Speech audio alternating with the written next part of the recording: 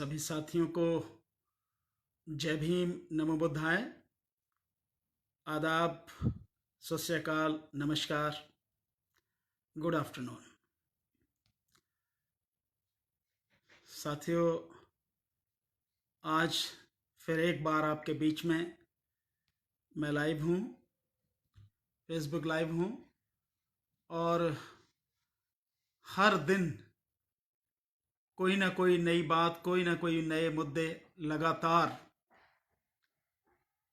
हम सबके सामने आते चले जा रहे हैं और दिन प्रतिदिन परिस्थिति जो है गंभीर होती जा रही है। जगेंद्र सिंह बौद्ध जी जय भीम, उमेश झिलमिलिया जी जय भीम, चौधरी बलबीर सिंह जी जय भीम, SK सिंह साहब, मनोज कुमार साहब, सभी को जय भीम, ललित कुमार जी जय भीम, नमो बुद्धाय। साथियों, मैं चाहूँगा कि जिस तरह से पहले आप लगातार शेयर करते रहे हैं, इसी तरह से इसको शेयर करें ज़्यादा से ज़्यादा, ताकि अधिक से अधिक लोगों तक ये बात पहुंचे। साथियों, बात बहुत ज़रूरी है। तारिक अजीज़ साहब नमस्कार, जय भीम, सलाम साहब, बहुत बहुत शुक्रिया तारिक अजीज़ साहब। उमेश झिलमिलिया जी लगातार, वीरेंद्र मुवाल जी कैसा है भाई, जय भीम, नमो बुद्धाय।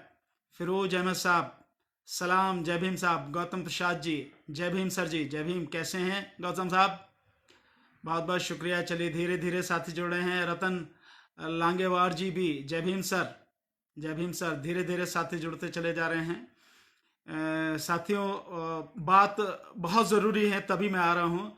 सदाकत कुरैशी साहब जुड़ गए हैं, मनोज कुमार जी जुड़ गए हैं, मेरठ से SK सिंह साहब जुड़ गए हैं, जय भीम, नमो बुद्धाय सर।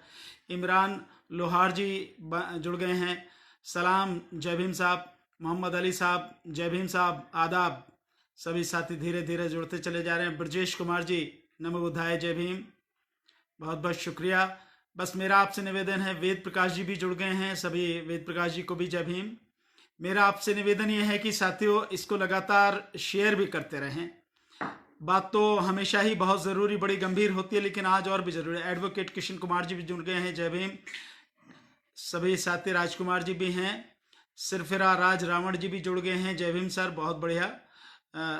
एहसान शब्बीर गजाली भी जुड़ गए हैं, हामिद शेख साहब भी जुड़ गए हैं, दीपक श्रीपति जवान जाले भी जुड़ गए हैं, बबलू कुमार जी भी, चावदा किशोर जी भी जुड़ गए हैं, रफ़ीकुल इस्लाम साहब जुड़ गए हैं, मोहम्मद अतूस टायर जी भी जुड़ गए हैं, सुमित कुमार जी भी जुड़ गए हैं, एडवोकेट कृष्ण कुमार जी भी, अच्छा कृष्ण कुमार कनौजिया जी, थैंक यू कनौज कुमार जी। सागर गौतम साहब भी जुड़ गए हैं, राकेश पासवान जी भी जुड़ गए, रामचंद्र राठी मिसार भी जुड़ गए हैं, बहुत बहुत शुक्रिया सभी को, जय भीम, नमो बुद्धाय। और साथी भी धीरे धीरे जुड़ रहे हैं, जोगिंदर सिंह बौद्ध जी भी जुड़ ही चुके हैं, मोहम्मद हुसैन साहब भी जुड़ गए हैं, जाहिदा फिरोज खान, आदाब मैम, सलाम। मुशर्रफ हुसैन साहब जुड़ गए हैं, बबलू कुमार जी भी, वीरेंद्र मुवाल जी, आमीम राजस्थान जी भी जुड़ गए हैं, सुनील कुमार जयपाल जी भी जुड़ गए हैं, जय भीम। देव घोड़िया जी हैं, गुजरात से हैं, ये गुजराती लैंग्वेज है, जय भीम सर, जय भीम, कैसे हैं सर, बहुत बहुत शुक्रिया आप सभी साथियों को। ईश्वर सिंह, इंजीनियर ईश्वर सिंह जी भी जुड़ गए हैं, जय Bhim sir. Rafiqul Islam Sahab hello, how are you sir, मैं बिल्कुल ठीक हूँ रफ़ीकुल साहब। यस तिप्पन जी भी जुड़ गए हैं, जय भीम सर जी, मैं बहुत अच्छा हूँ। आप जैसे साथी लगातार साथ खड़े हो रहे हैं तो मैं निश्चित रूप से मजबूत हूँ, हर दिन मजबूत होता चला जा रहा हूँ। संजीव कुमार भारती जी भी जुड़ गए हैं, जय भीम संजीव जी। तंजिलुर रहमान साहब भी जुड़ गए हैं, हाय सर, मैं बिल्कुल ठीक हूँ। हरीश शंकर गौतम साहब भी जुड़ गए हैं, जय भीम सर। राजा पासवान जी भी जुड़ गए हैं, सुजीत रजक जी भी जुड़ गए हैं, बहुत बहुत शुक्रिया सर। फैज जामा साहब भी जुड़ गए हैं, धीरे धीरे साथी जुड़ते चले जा रहे हैं। अरुण शेखर आनंद ओरल जी भी जुड़ गए हैं, हरिशंकर गौतम जी भी, दुर्गेश सबले साहब, ओम प्रकाश जी, अरुण शंकर आनंद औरैया से, अच्छा नरेश चौधरी साहब, अब्दुल जब्बार साहब, राजकुमार साहब। सर जी आपका नंबर हमारे पास नहीं, मैं नंबर दे दूंगा आपको, चिंता नहीं। मलिक साहब भी, रहमान मलिक साहब भी जुड़ गए हैं, अमीर राजस्थान साहब जुड़ गए हैं, आज़ाद खान जी भी जुड़ गए हैं, चावदा किशोर जी ऑलरेडी जुड़ ही चुके हैं, नरेश जी भी, रहमान मलिक साहब, अमीम राइसान साहब, नरेश चौधरी जी, बहुत बहुत शुक्रिया। देखिए आज जो बात है विशेष रूप से 2-3 बातें हैं और जो बहुत ज़रूरी हैं।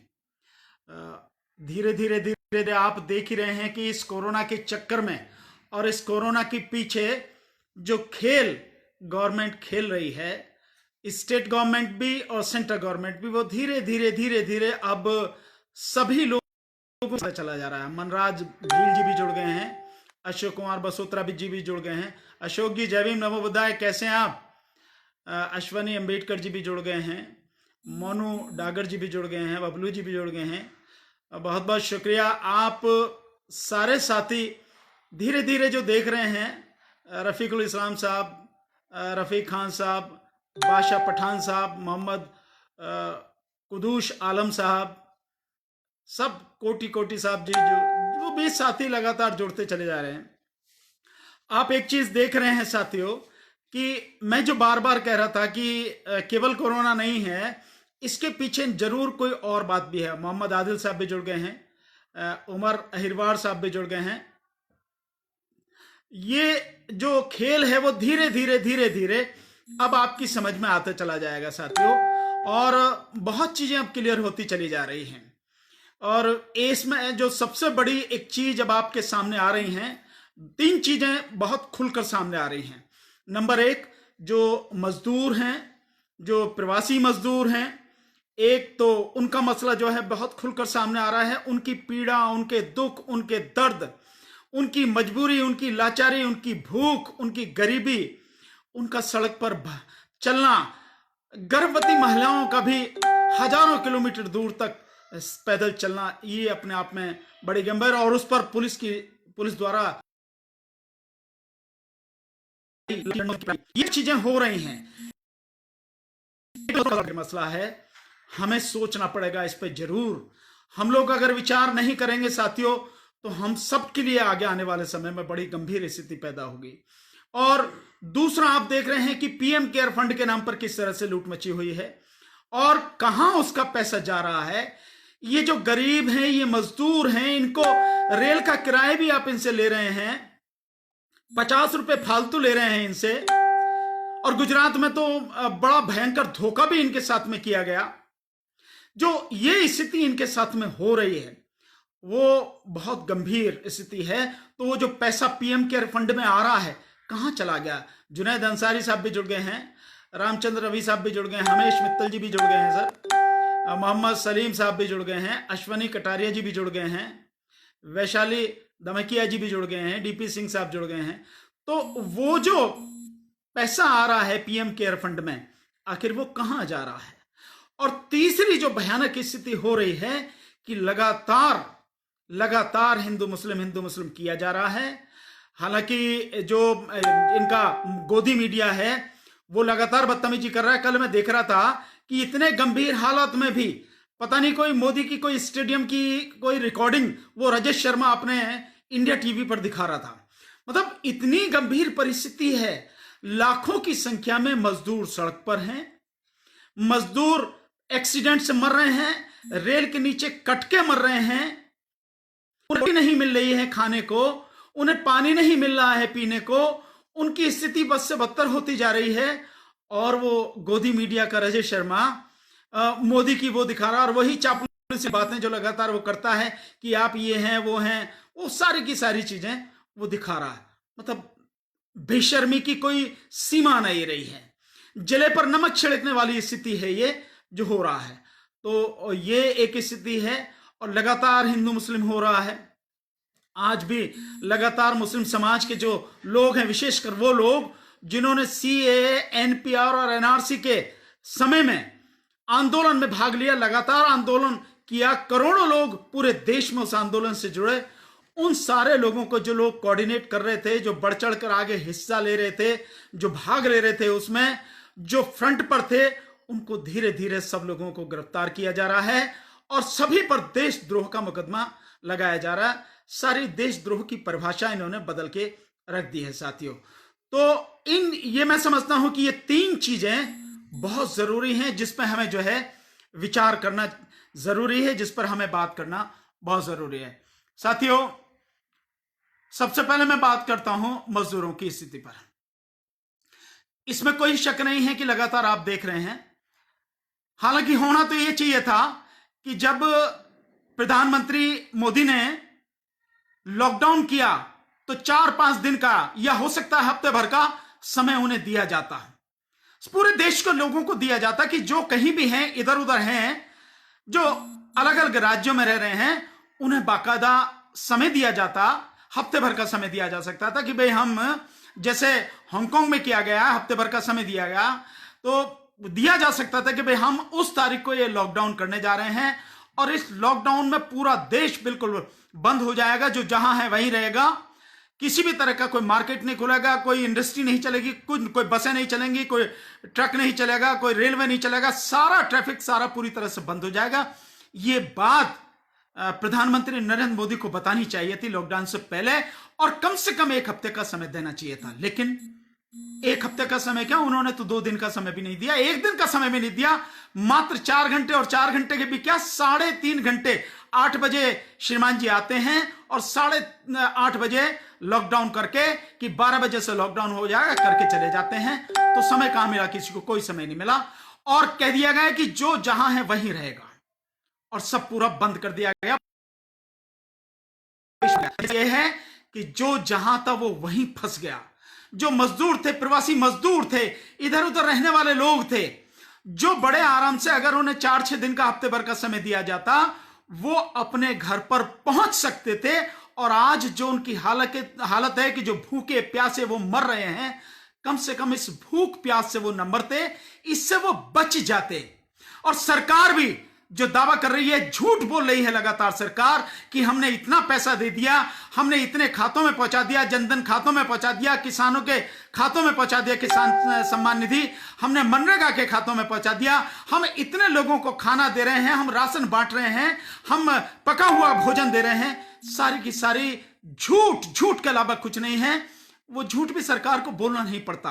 अरे लोग अपने आप पहुंच जाते, चाहे रूखी सूखी कैसी भी खाते, नमकीन खाते, या बिल्कुल जो भी था वैसी खाते, लेकिन कम से कम वो अपने घर पे तो होते, भूखे तो कम से कम नहीं मरते, और मरते भी तो सरकार को शायद दोष नहीं देते। स्थिति ये रहती। लेकिन इस सरकार ने इतना बुरा हाल किया, बिना सोचे समझे। न जाने कौन से मूर्ख इस सरकार सलाहकार लोग हैं जिन्होंने प्रधानमंत्री को, और लॉकडाउन किस लिए किया गया आप जानते हैं, सारे के सारे लॉक किया गया जिससे कोरोना की बीमारी वहीं की वहीं रुक जाए, कि कम, उसके लिए कहते हैं कि 14 दिन का जो है क्वारंटाइन की, जो है बीमार जहां पे है निकलेगा नहीं, तो वहीं की वहीं खत्म हो जाएगा 14 दिन में।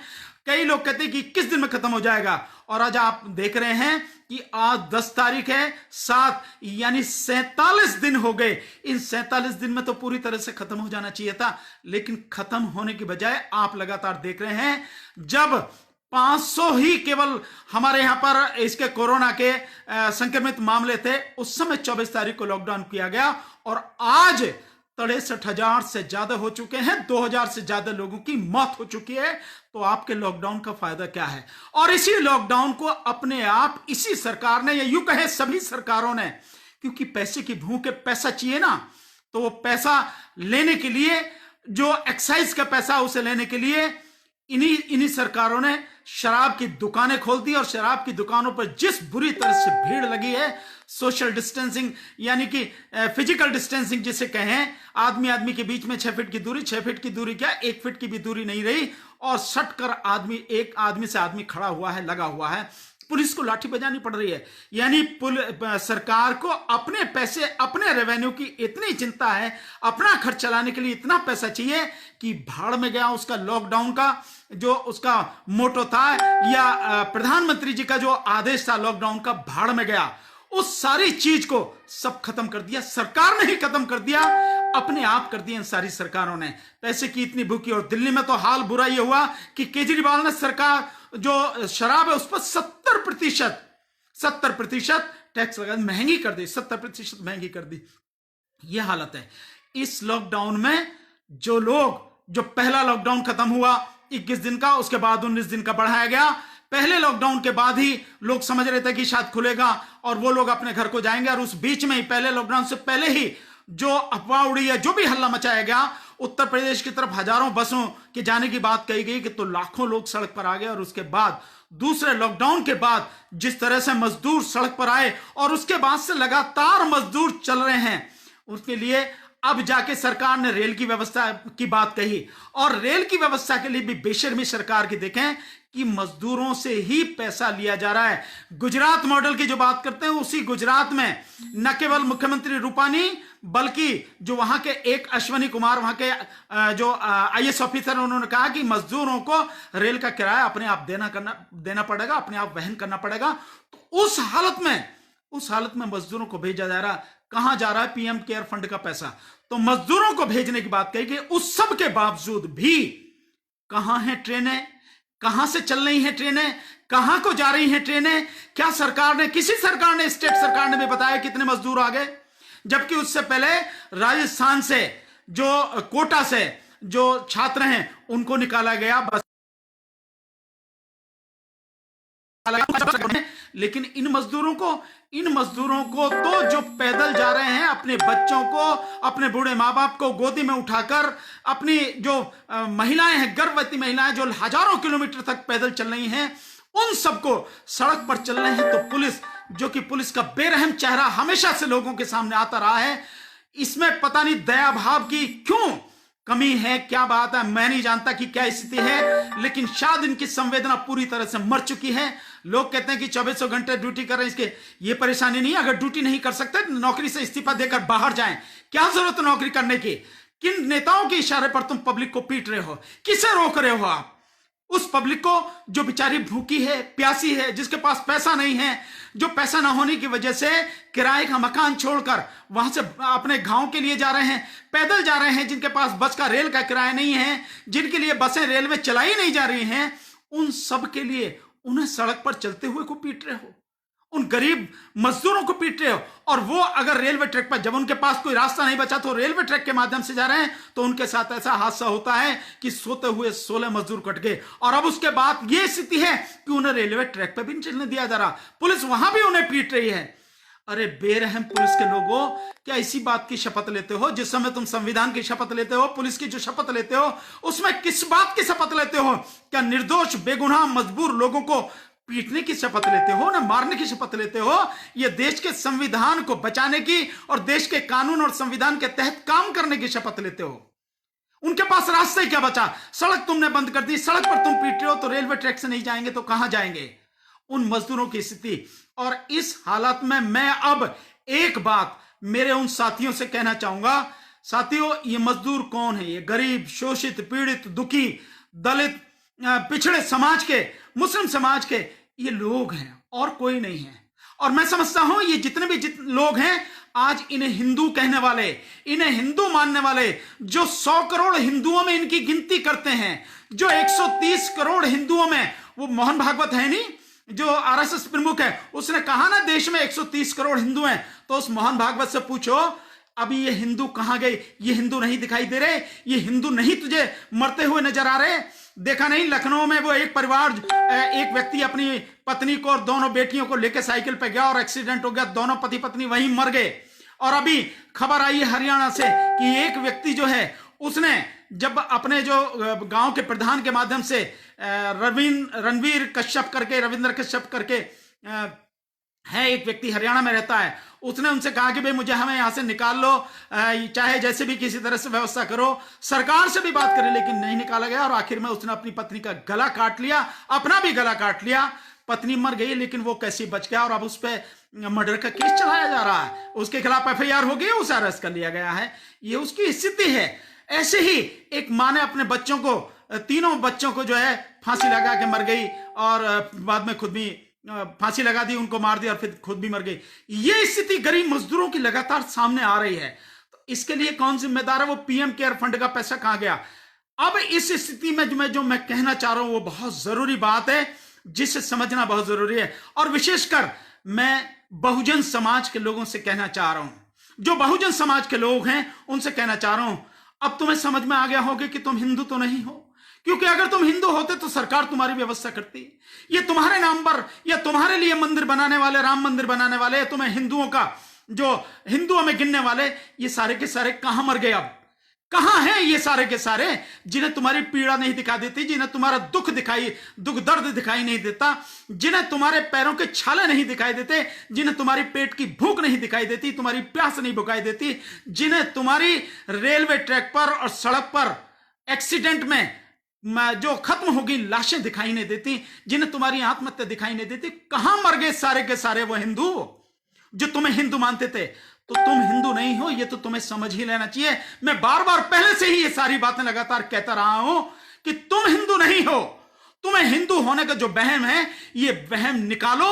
तुम जो हो उसे समझो और वही बनने का प्रयास करो। और मैं जो अब बात कहना चाह रहा हूं वो बहुजन समाज के उन लोगों से जो समर्थ हैं, जो सक्षम हैं, जो लोग कुछ कर सकते हैं, न केवल अपने लिए बल्कि इस समाज के लिए भी कुछ कर सकते हैं। और अब उनसे कहना चाहता हूं, मेरे जो रेलवे की जो SC ST एसोसिएशन है, जिसने 70 करोड़ रुपए PM केयर फंड में दिए हैं, कहीं नजर आ रहा है कि आपके जो दिए गए वो 70 करोड़ रुपए हैं, उनका कोई अंश रेलवे के माध्यम से? तुम तो रेलवे से ही हो ना, क्या तुम्हें नहीं पता? क्या तुमने देखा है कि तुम्हारी रेलवे के माध्यम से उन मजदूरों को ले जाने की कोई व्यवस्था की गई है? तो तुम्हें मन में सवाल नहीं आता तुम्हारे कि तुम्हारे उन 70 करोड़ रुपयों का क्या हुआ? काहे के लिए तुमने PM केयर फंड में दिए? अरे अगर उन पैसों को, जो 70 करोड़ रुपए आपने अपनी 3.5 लाख SC ST के जो कर्मचारी हैं रेलवे के, उन्होंने अपनी एक दिन की जो तनख्वाह दी, उस सबको अगर उसमें ना करके हम लोग उसका सही तरीके से सदुपयोग करते, कोई और फंड बनाते, उसमें हम लोग जमा करते और सीधे सीधे मजदूरों को मदद देते, उनके लिए राशन पहुंचाते, उनके लिए खाना पहुंचवाते, उनके लिए बसों की व्यवस्था करते। रेलवे का किराया जिस तरह से कांग्रेस ने घोषणा करी मजदूरों के लिए रेलवे के किराया देने की, हम भी उसमें शामिल होते, हम लोग भी उसका जो है किराया देने की बात करते, तो हमारे मजदूर भाई बहन, हमारे ये बच्चे अपने घर नहीं पहुंच गए होते, निश्चित रूप से पहुंच गए होते। तो सोचो आप कि क्या किया। मैं आप सबसे निवेदन करूंगा कि हम सब अब जो स्थिति है लॉकडाउन की, मैं नहीं उस विषय में कुछ कह सकता हूं। मुझे पक्का विश्वास है कि ये लॉकडाउन 17 तारीख के बाद में निश्चित रूप से और कम से कम 2 हफ्ते के लिए और बढ़ेगा, और सरकार ही इसकी धज्जियां उड़ा रही है। इसी से आप समझ सकते हैं कि सरकार ने इन 47 दिनों में 3000 से ज्यादा नियम बनाए हैं, नियम बदले हैं। कभी ये नियम, कभी वो नियम, कभी इसको तोड़, कभी इसको तोड़, कभी ये बना, कभी ग्रीन जोन, कभी ऑरेंज जोन, कभी रेड जोन। ये जोन पहले नहीं थे लेकिन अब बाद में बनाए गए। आगे क्या क्या बनेंगे हमें पता नहीं है, कितने टेस्ट हो रहे हैं हमें पता नहीं है, और इन टेस्ट में जिस तरह से धीरे धीरे धीरे धीरे लगातार स्थिति बढ़ती चली जा रही है। और अभी आपने देखा होगा रणदीप गुलेरिया जो हैं, जो all India institute of medical sciences यानी एम्स दिल्ली के जो डायरेक्टर हैं, उन्होंने कहा है कि जो कोरोना का पीक है वो जून जुलाई में आने वाला है। जून जुलाई में वो पीक आने वाला है, और जून जुलाई में अगर पीक आने वाला है और जिस स्पीड से बढ़ रहे हैं, आप स्थिति लगा सकते हैं कि कितनी भयानक होने वाली है। या तो लॉकडाउन बढ़ेगा या बढ़ा नहीं खुलेगा तो लोगों को मरने के लिए अपनी स्थिति पर छोड़ दिया जाएगा, क्योंकि ना तो डॉक्टरों के लिए, ना मेडिकल स्टाफ के लिए, ना नर्सिस के लिए, ना सफाई कर्मचारियों के लिए, ना पुलिस के लिए, ना और प्रशासनिक अधिकारियों के लिए, किसी के लिए भी इस सरकार के पास PPE किट नहीं है, ना दे पा रही है। और टेस्टिंग का क्या हाल है आप सबको मालूम है।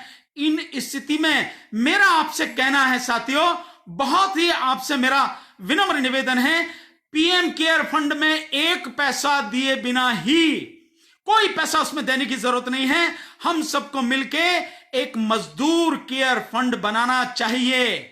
जैसे ही लॉकडाउन खुले उसके बाद में हम सबको इसके लिए एक ट्रस्ट बनानी चाहिए, और ट्रस्ट बना के 1 पैसा, एक जो फंड है ये हमें बनाना चाहिए, और इसको बना के हमें सीधे सीधे, बजाय किसी सरकार के, भाड़ में गई सारी सरकारें, चाहे केंद्र सरकार हो चाहे राज्य सरकार हो, क्योंकि आपने देख लिया होगा कि राज्य सरकारों की क्या हाल है।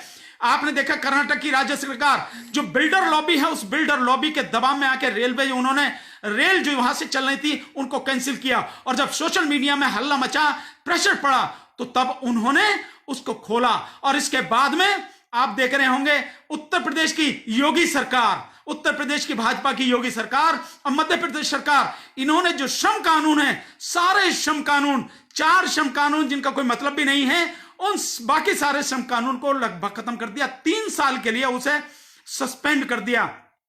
3 साल के लिए अब न तो कोई वहां पे जो यूनियन है वो कोई काम करेगी, न ही यूनियन या कोई भी जो वो है उस लेबर कोर्ट में जा सकेगा, और न ही अपनी जो वहां की परिस्थितियां हैं काम करने की, उनकी जो स्थिति है उसके विषय में कोई नहीं कर सकेगा।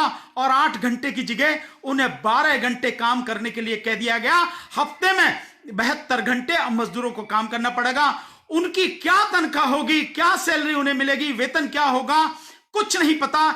इन जो मजदूर हैं उनको व्यापारियों और उद्योगपतियों के बेरहम हाथों में मरने के लिए, उनका खून चूसने के लिए छोड़ दिया गया है। यह हालत सरकारों की है। तो मजदूरों की आप समझ गए होंगे कि पहले भी सरकारें मजदूरों के लिए नहीं थी, पहले भी उद्योगपतियों के लिए, पैसे वालों के लिए थी, और अब तो ये बिल्कुल साफ ही जाहिर हो गया है। तो ये सारी सरकारें उद्योगपतियों के लिए हैं, ये सारी सरकारें बिजनेसमैन के लिए हैं, पैसे वालों के लिए हैं। ये गरीबों के लिए, शोषित पीड़ितों के लिए, मजदूरों के लिए, लाचारों के लिए, जरूरतमंदों के लिए, उनके लिए नहीं है। तो साथियों, क्या हमें भी उनके लिए नहीं करना चाहिए? मैं मानता हूं हम लोगों को करना चाहिए। हमारे केवल 3.5 लाख तो हमारे रेलवे के कर्मचारी हैं। मैं मानता हूं टोटल बाकी जितने भी सारे कर्मचारी हैं, वो चाहे एससी के हों, एसटी के हों, चाहे ओबीसी के हों, चाहे माइनॉरिटीज के हों, जितने भी हों, हमारे सारे अधिकारी कर्मचारी जो भी हैं, जहां भी हैं, एक तो किसी को भी अपनी नौकरी छोड़ने की जरूरत नहीं है, घबराने की जरूरत नहीं है, डरने की जरूरत नहीं है, टक्कर लेने की जरूरत है, और मजबूती के साथ अपना काम करने की जरूरत है। अपने आप को बचाते हुए, संभालते हुए काम करने की जरूरत है। आपकी जरूरत है समाज को, समाज के रक्षक हैं आप, समाज के लिए काम करना है आपको, तो उसके लिए अपने आप को बचा के रखिए, अपने आप को नौकरी में रखिए, वहां से भागने की जरूरत नहीं। अन्यथा तो हम इनको एक मौका दे देते हैं कि सीट खाली हुई और फिर उसमें ये अपने ही लोगों को भर देंगे। तो हमें ये जितने भी एससी, एसटी, ओबीसी, माइनॉरिटीज के लोग हैं, जो नौकरी कर रहे हैं, जो बिजनेस कर रहे हैं, जिनके पास पैसा है, हम सब थोड़ा थोड़ा करके भी, थोड़ा थोड़ा करके भी एक मजदूर केयर फंड अगर बनाएंगे तो बहुत पैसा इकट्ठा हो जाएगा, और हम लोग सीधे सीधे अपने जो मजदूर साथी हैं, हम उनको मदद कर सकेंगे। साथियों, उनको राशन पहुंचा सकेंगे, उनको खाना पहुंचा सकेंगे, उनको उनके घर पर पहुंचा सकेंगे, उनकी जो है रोजगार की, नौकरी की व्यवस्था कर सकेंगे। साथियों, हमें यह करना ही होगा। साथियों, कोई और आने वाला नहीं है। मैं बार बार इस बात को कहता हूं, कोई और आने वाला नहीं है, हम ही सबको करना है। ये हमारे लोग हैं, हमारे भाई हैं, हमारी बहनें हैं, हमारी माताएं हैं, ये हमारे बच्चे हैं, हमारा समाज है, ये हमारे भारतवासी हैं, हमारे भारत के लोग हैं। ये किसी भी जाति धर्म के हों, पर भारत के लोग हैं, और सरकारें इनके लिए सुन नहीं रही हैं। सरकारों ने तो आंख पर पट्टी बांध ली है, कान में रुई ठूस ली है, और वो सिर्फ बिजनेसमैनों के लिए और अपने लिए काम कर रहे हैं। तो एक हमें इस पे विचार कीजिए। जो भी सुझाव आपके हों, मैं चाहूंगा कि आप सारे के सारे लोग जो भी और बेहतर सुझाव हो सकता है उस सुझाव को दें, और इस पे गंभीरता से सोचिए कि क्या हमें एक मजदूर केयर फंड बनाना चाहिए।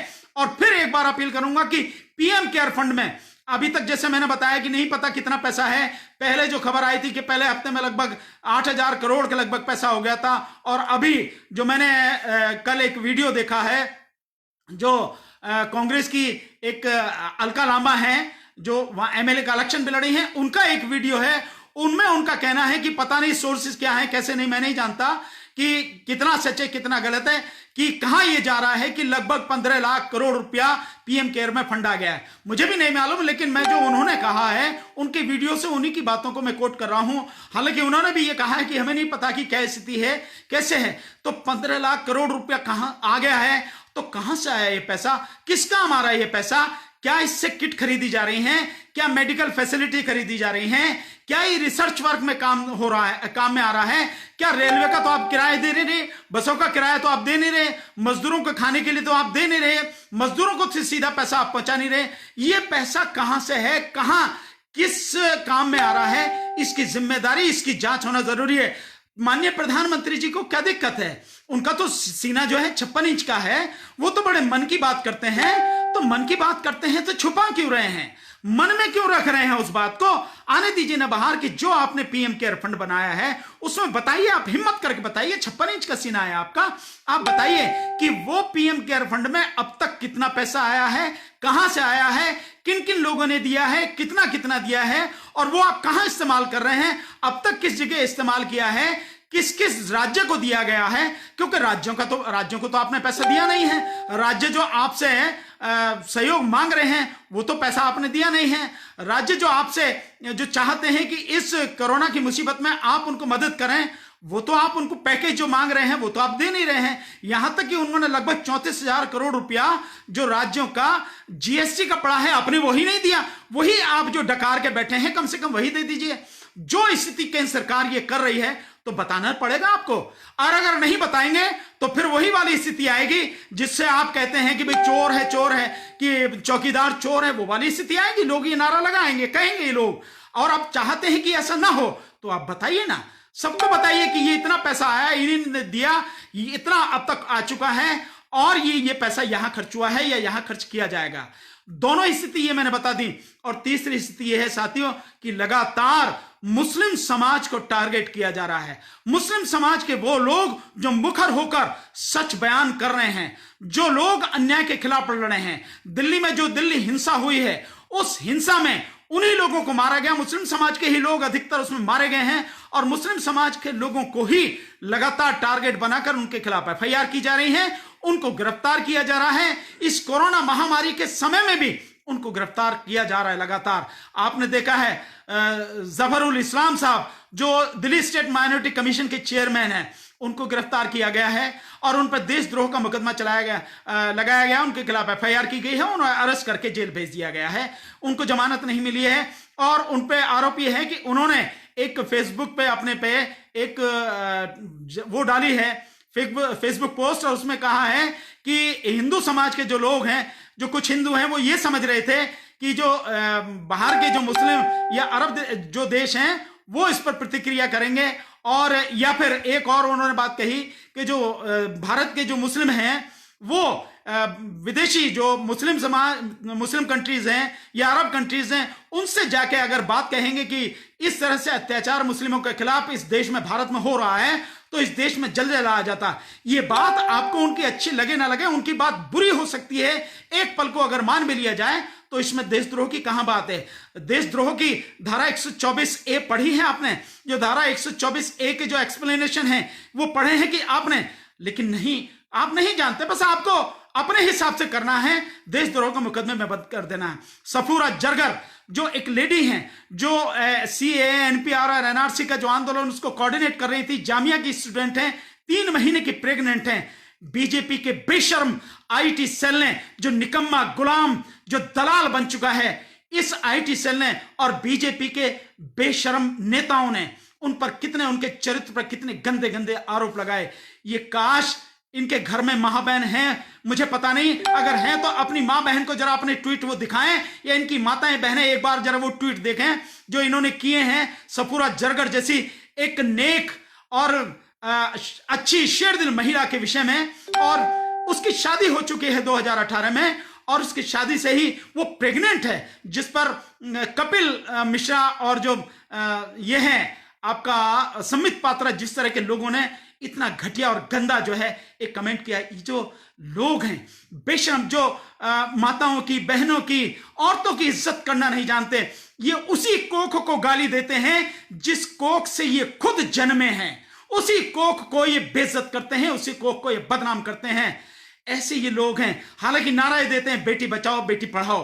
क्या माननीय प्रधानमंत्री जी को यह सब दिखाई नहीं देता है? क्या माननीय प्रधानमंत्री जी के पास ये खबर पहुंचती नहीं है? जब हर ट्विटर को, हर फेसबुक अकाउंट को, हर जो है जो व्हाट्सएप जो है सारी चीजें ग्रुप हैं, उन सबको वॉच किया जा रहा है, लगातार उनको देखा जा रहा है। क्या ये चीजें प्रधानमंत्री जी के सामने नहीं पहुंच रही हैं? और अगर पहुंच रही हैं तो क्यों आंखें क्यों मिच रखी हैं? क्या उन्हें कहना नहीं चाहिए कि किस तरह की बेशर्मी कर रहे हैं? जो UAE की जो राजकुमारी हैं उनके खिलाफ भी जिस तरह की बेशर्मी भरे इन्होंने अपमानजनक जो है ट्वीट किए हैं, क्या उन सबसे आंखें मूंद रखी हैं? तो ये जो सारी स्थिति है, ये जिस तरह से लगातार मुस्लिम समाज को टारगेट कर रहे हैं, मैं समझता हूं मुस्लिम समाज को भी और पूरे बहुजन समाज को इन सारी चीजों को बहुत ध्यान से समझना पड़ेगा, इन्हें याद रखना पड़ेगा, इन्हें भूलना नहीं है, किसी भी हालत में भूलना नहीं है। और संवैधानिक तरीके से सही समय पर हमें सही तरीके से इसका समुचित जवाब देना है। हम संविधान को मानने वाले हैं, हम लोकतंत्र को मानने वाले हैं, कानून को मानने वाले हैं, हम भगवान बुद्ध के पुजारी हैं, हम ईसा मसीह के पुजारी हैं, हम मोहम्मद साहब के पुजारी हैं, हम अहिंसा के पुजारी हैं। इसलिए अहिंसक तरीके से, संवैधानिक तरीके से हमें इस सब का विरोध करना पड़ेगा और सही समय पर सही जवाब देना पड़ेगा। मेरी सभी साथियों से, मेरे बहुजन समाज के जितने भी साथी हैं, सबसे मेरा करबद्ध निवेदन है साथियों, मेरी आपसे विनम्र विनती है साथियों, हम सबको समझना होगा, इकट्ठा होना पड़ेगा, अधिक से अधिक लोगों तक ये सारी बातें पहुंचाइए। और जो मैंने चीजें उठाई हैं, हमको इकट्ठा होना है। मैंने पहले भी कहा कि अगर सब कुछ ठीक रहा, खुल जाता है टाइम से, तो 7 जून को हम लोग मीटिंग करने का प्रयास करेंगे। अगर नहीं होता तो उसके बाद जरूर मीटिंग करेंगे और सारे संगठनों और पार्टियों को हम एक साथ लाने का प्रयास करेंगे। इसके साथ ही जो मैंने आज एक बात रखी है, ये मुझे एक बहुत ही बढ़िया सुझाव मेरी एक आंटी जी हैं उन्होंने दिया, और उनके पति भी समाज के लिए बहुत सोचने वाले, बड़ी चिंता करने वाले, समाज के लिए काम करने वाले और उसके दुख दर्द से हमेशा जानने वाले, उसके दुख दर्द को दूर करने वाले मेरे एक ऐसे, मैं उन्हें गुरु भी कह सकता हूं, वो लॉ के स्टूडेंट्स को पढ़ाते रहे हैं दिल्ली में। उनकी जो मिसेज हैं, उनके माध्यम से सुझाव आया, मुझे सुझाव बहुत अच्छा लगा, इसीलिए मैंने आप सबके सामने रखा है कि क्या हमें जो एक मजदूर केयर फंड बनाना है साथियों, हमें इसे सोचना पड़ेगा, क्योंकि सरकार तो सोचने से रही साथियों। और जो स्थिति लगातार आ रही है, ये स्थिति भविष्य में कभी ना आए, हम किसी तरह से हैंडीकैप ना हो, हम अपने भाइयों को, अपने मजदूरों को, माताओं बहनों को मदद पहुंचा सकें, हमें यह सोचना पड़ेगा साथियों। तो पीएम केयर फंड के विषय में हम लोगों को सोचना पड़ेगा। और दूसरा, जो भी हमारे साथी हैं, वो साथी इस बात को सोचें कि चाहे राजनीतिक संगठन हो, चाहे पॉलिटिकल पार्टियां हो, कोई भी हो, हम सारे के सारे मिलकर साथ आए और पूरे देश भर में एक राष्ट्रीय स्तर पर मजबूत संगठन बनाएं। एक और चीज मैं आपके सामने रखना चाहूंगा, आपके सामने कहना चाहूंगा, बताना चाहूंगा, बहुत जरूरी है साथियों। हमारे जो साथी हैं, मैं जानता हूं, बहुत अच्छी तरह से जानता हूं कि हमारे जो समाज के, बहुजन समाज के जो भी अधिकारी हैं, चाहे कितने भी बड़े लेवल पर हों, उन सबको लगातार सताया जाता, परेशान किया जाता, उनको टॉर्चर किया जाता है, उनकी जो सीआर है वो जानबूझकर खराब की जाती है। मैं बहुत इन सारी चीजों को बड़े जड़ से जानता हूं साथियों, लेकिन उस सबके बावजूद भी हमारे समाज के लोग काम कर रहे हैं। मेरा आप सबके समाज के जितने भी साथी हैं, अधिकारी हैं, कर्मचारी हैं, उन सबसे निवेदन है साथियों, घबराना नहीं है, डरना नहीं है। जिसका कोई नहीं है उसके लिए अपने आप को, जो अपना आत्मविश्वास अपनी इतना मजबूत होना चाहिए, अपने आत्मविश्वास को, सेल्फ कॉन्फिडेंस को इतना मजबूत कीजिए कि आप इस गंदगी से मुकाबला कर सको और एक बिल्कुल सच होकर उससे निकल के आ सको और समाज के लिए कुछ कर सको। तो आपको करना है साथियों, डरना नहीं है, घबराना नहीं है, और किसी भी हालत में कैसी परिस्थिति हो जाए, इस्तीफा देकर भागना नहीं है। मैं ये इसलिए कह रहा हूं कि हमारे इस बहुजन समाज की, हमारे ही इस गाजियाबाद जिले के अंतर्गत, जो कुछ नोएडा में आता है, हमारा ये जो जिला है, कुछ बुलंदशहर में आता है, कुछ गाजियाबाद में आता है, इसमें हमारे जो गुर्जर समाज के जो हमारे साथी हैं, हालांकि गुर्जर समाज के साथी कुछ गलतफहमी में जीते हैं साथी, वो अपने आप को क्षत्रिय समझते हैं, जबकि वो क्षत्रिय नहीं हैं। वो जानते हैं, बहुत साथी उनको जानते हैं, नहीं है तो मैं बता दे रहा हूं कि आप क्षत्रिय नहीं हैं, आप शूद्र हैं, आप हमारे ही भाई हैं। तो जो मेरे ये सारे साथी हैं, गुर्जर समाज के साथी हैं, गुर्जर समाज के बहुत साथियों से, बहुत परिवारों से, बहुत लोगों से हमारे बहुत अच्छे संबंध हैं। उसी गुर्जर समाज की हमारी एक बहन है रानी नागर, जो आईएएस रही हैं, हरियाणा कैडर की आईएएस रही हैं, अभी इस्तीफा देकर आई हैं, चंडीगढ़ में पोस्टेड थी, और उन्होंने कुछ अधिकारियों, जनरल समाज के कुछ लोग थे, उन अधिकारियों के खिलाफ एफआईआर कराई सीएमएम की कोर्ट में। उन्होंने जो एफआईआर के लिए प्रोसीड किया, कंप्लेंट डाली, और उनको बार बार धमकाया गया, उनके साथ बदतमीजी करने की कोशिश की गई, उनको मारने की धमकी दी गई। आखिर में वो वहां से, चंडीगढ़ से इस्तीफा देकर यहां आ गई। वो हमारे इसी यहाँ की हैं, गाजियाबाद क्षेत्र की, नाम है उनका रानी नागर। अब आप सोचिए, मैं रानी नागर से भी ये कहना चाहूंगा, आप सोचिए कितनी मुश्किलों के बाद, कितनी मेहनत के बाद, कितनी पढ़ाई लिखाई के बाद आपने आईएएस का जॉब प्राप्त किया और आप उसको सिर्फ इतनी सी बात से छोड़ के चली आई। क्या हम सारे के सारे लोग मर गए हैं? मैं मानता हूं दिक्कतें आती हैं, ये एक कोई ऐसी बात नहीं है। खुद मेरे पिताजी के सामने बहुत बड़ी दिक्कतें आई, अन्यथा मेरे पिताजी सुप्रीम कोर्ट के जज बन के रिटायर हो गए होते। लेकिन मेरे पिताजी क्योंकि बहुजन समाज के, दलित समाज के व्यक्ति रहे और बहुत हैकड़, बहुत ईमानदार, बहुत काबिल थे और ऐसा व्यक्ति उन्हें बर्दाश्त नहीं था, तो मेरे पिताजी को कंपलसरी रिटायर किया गया और 7 साल में हमारा मुकदमा तय किया गया। हालांकि मुकदमे में जीते, हम दिल्ली हाई कोर्ट से जीते, हम सुप्रीम कोर्ट से जीते, लेकिन सारा कैरियर खत्म कर दिया, अन्यथा मेरे पिताजी सुप्रीम कोर्ट के जज बनकर रिटायर होते। तो ये दिक्कतें सबके सामने आती हैं, कोई एक बात नहीं है, कोई आप नहीं है, लेकिन उससे डर के नहीं भागना। आपको इस्तीफा नहीं देना था। मेरी जो रानी नागर मेरी बहन है, आपको इस्तीफा नहीं देना था, आपको वहीं जमना था, आपको लड़ना था, संघर्ष करना था। देखते हैं कोई क्या करता है। हमें भी लगातार धमकियां आ रही हैं, हमें भी जो इनकी ट्रोल आर्मी है, जो इनका जो बीजेपी का आईटी सेल है, जो इनके गुंडे लोग हैं, हमें भी लगातार मारने की धमकी दे रहे हैं। हम किसी बात से नहीं डरते, हम भी लगातार काम कर रहे हैं। सो हमें डरना नहीं है, काम करना है, डट के काम करना है। ये सारी स्थिति है, आपको आना नहीं चाहिए था, पर फिर भी अब जो भी स्थिति है, मैं चाहूंगा वो चाहे तो हमसे आकर मिल सकती हैं। ये मेरा फेसबुक अकाउंट, इस पे भी मिल सकती हैं, मेरा इस पे फोन नंबर पे पड़ा है, वहां भी मिल सकती हैं, वहां भी मेरे से बात कर सकती हैं। नहीं है तो मैं फोन नंबर बता देता हूं अपना, मेरे पे उससे भी मुझे बात कर सकती हैं। फोन नंबर चाहे आप लिख लें, कुछ और साथी भी चाहते हैं फोन नंबर। मेरा फोन नंबर है 858-797-9947।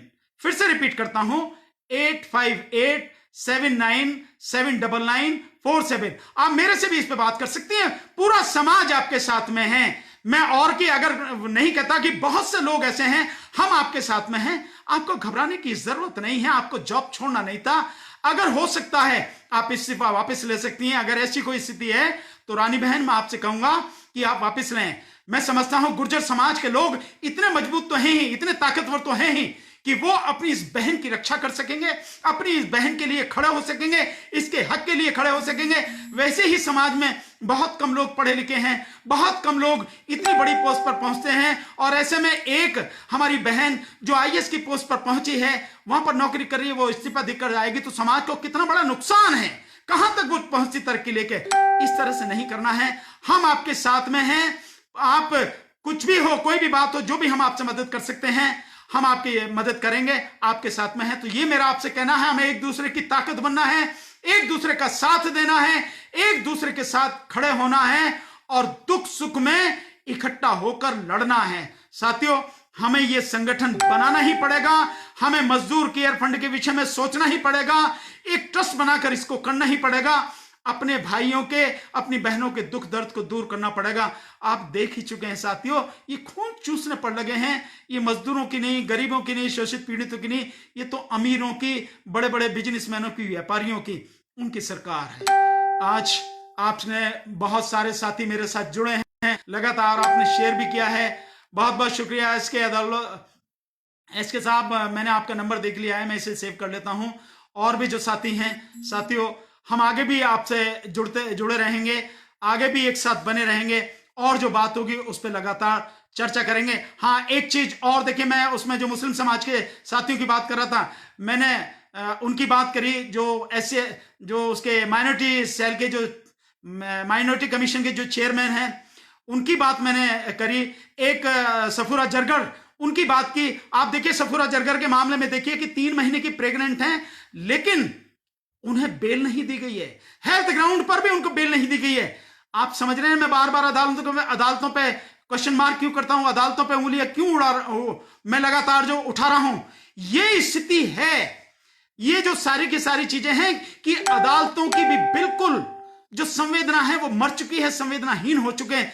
कहां गई वो सुप्रीम कोर्ट हमारी, जो ये कहती है bail is rule, rejection is exception, यानी कि बेल देना, जमानत देना एक नियम है, और जमानत खारिज करना यह अपवाद है। कहां गया वो कानून को भूल गई जो कहता है कि जब तक साबित नहीं हो जाए हर व्यक्ति बेगुनाह है, हर मुलजिम जो बेगुनाह है। कहां गई वो अदालतें जो इस बात को सोचती हों, जो इस बात को, जिस पर हमारा कानून टिका हुआ है, जो ये कहता है कि चाहे 100 के 100 गुनहगार छूट जाएं, लेकिन किसी भी बेगुनाह को सजा नहीं होनी चाहिए, तो उन्हें सफूरा जरगर और ऐसे लोग दिखाई नहीं देते। इसी में एक हमारे जामिया के और हमारे साथी हैं जो लगातार सीए, एनपीआर, एनआरसी के विषय में लगातार आंदोलन में रहे और जामिया में जो आंदोलन चला उस आंदोलन को बहुत एक्टिव रूप से हैंडल करते रहे। उन पर भी देशद्रोह का आरोप लगाया गया, सफूरा जरगर पर भी देशद्रोह का आरोप लगाया गया। वो हमारे साथी हैं मीरान भाई। मीरान भाई को भी नौजवान साथी हैं, बड़े जुझारू साथी हैं, उनको भी जो है देशद्रोह के आरोप में बंद किया गया है। एक और हमारे खालिद सैफी हैं जो हमारे इधर रहते हैं, जो यमुना पार के इलाके में शायद कहीं रहते हैं, एक वो भी ऐसे साथी हैं, लगातार वो साथी भी संघर्ष करते रहे हैं। तो ऐसे सारे साथियों को टारगेट बना के, विशेषकर मुस्लिम समाज के साथियों को टारगेट बना के देशद्रोह के मुकदमे में लगातार एफआईआर की जा रही है, उन्हें जेल में ठूसा जा रहा है। कोई बात नहीं साथियों, किसी को भी घबराने की जरूरत नहीं है। ये कठिन समय है और ये अन्याय के खिलाफ आप जिस तरह से डटे रहे हैं, ये उसी का परिणाम है। एक दिन हमें भी जेल जाएंगे, हम भी जेल जाएंगे, हमें भी ये लोग बख्शेंगे नहीं, उस बात की चिंता नहीं है साथियों। हम जाएं और कितने साथी जाएं, इस बात से घबराना नहीं है, लेकिन अपना संघर्ष जारी रहे। लगातार हमको एक दूसरे को जोड़ते रहना है, इकट्ठे रहना है। यही बात मुझे आपसे कहनी है साथियों। आपने इतनी देर सुना, मुझे हर चीज को मैंने कोशिश करी है, तो फिर एक बार शॉर्ट में कहता हूं, मुस्लिम समाज के मेरे भाई, आपको घबराने की जरूरत नहीं है। पूरा बहुजन समाज और हिंदू समाज के भी जो सेकुलर माइंड के लोग हैं, जो अच्छे लोग हैं, चाहे वो पत्रकार हों, चाहे सामाजिक कार्यकर्ता हों, राजनीतिक कार्यकर्ता हों, जो सहृदय लोग हैं और उनकी संख्या बहुत बड़ी है, वो भी आपके साथ में हैं और हम भी सब आपके साथ में हैं। कंधे से कंधा मिला के आपके साथ हमेशा बिना किसी डर, बिना किसी झिझक के आपके साथ में रहेंगे, आपके दुख दर्द में साथ खड़े रहेंगे। इस चीज को आप किसी भी हालत में जो है घबराने की आपको जरूरत नहीं है। अपने विश्वास को बढ़ाएं, अपना आत्मविश्वास मजबूत करें साथियों। और पीएम केयर फंड के विषय में लगातार सवाल उठाएं साथियों, लगातार। और तीसरी जो बात मैंने कही कि हमें मजदूर केयर फंड बनाना पड़ेगा। एक बात और साथियों मैं कहना चाहूंगा, थोड़ा सा लंबा जरूर हो गया, लेकिन वो भी बहुत जरूरी बात मुझे याद आ गई कि एक प्रधानमंत्री नरेंद्र मोदी एक आरोग्य सेतु ऐप की बात कर रहे हैं। आरोग्य सेतु ऐप, क्या प्रधानमंत्री नरेंद्र मोदी बताएंगे कि आरोग्य सेतु ऐप किस कानून के तहत आप ला रहे हैं? क्या संसद ने आपको यह अधिकार दिया है कि आप आरोग्य सेतु ऐप लाएं? क्या उससे कोरोना रुकेगा? क्या ये कोरोना को रोकने की दवाई है? क्या ये वैक्सीन है? क्या है एक तरीका जो आप लेके आ रहे हैं और आपने कह दिया कि पहले सारे सरकारी कर्मचारियों को, गवर्नमेंट ऑफिसर्स को और जो सर्वेंट है उन सबको, गवर्नमेंट सर्वेंट को, उसके बाद में आपने कह दिया कि हर किसी को वो करना पड़ेगा, ये डाउनलोड करना पड़ेगा। 135 करोड़ की आबादी को किस आधार पर आप कह रहे हैं? क्या इसके लिए कोई कानून है? संसद ने पास किया है? क्या ऑर्डिनेंस लाए हैं? कोई अध्यादेश लेके आए हैं आप? किस कानून के तहत आपने ये सब किया है? किस बात की गारंटी है? आपकी साइबर सेल की क्या स्थिति है? आपकी साइबर सेल में जिस तरह की चोरी हो रही है, लोगों का डाटा जिस तरह से चुराया जा रहा, बेचा जा रहा है, विदेशी कंपनियों को बेचा जा रहा है, इस तरह की जो सारी चीजें हो रही हैं, इसके लिए आपके पास कुछ सुरक्षा वो है? आपकी जो साइबर सेल की जो अदालतें हैं, उनमें आपके पास जजेस नहीं हैं। सालों से जजेस जो हैं उनमें नहीं है, वो कोर्टें खाली पड़ी हैं। किस आधार पर आप कर रहे हैं ये आरोग्य सेतु ऐप की बात? और वो भी आपने प्राइवेट हाथों में दे रखा है, प्राइवेट लोग इसको हैंडल कर रहे हैं। किस प्राइवेट संस्था को किस कारण से दे सकते हैं? क्या आपका आदेश को क्या ईश्वर का आदेश है?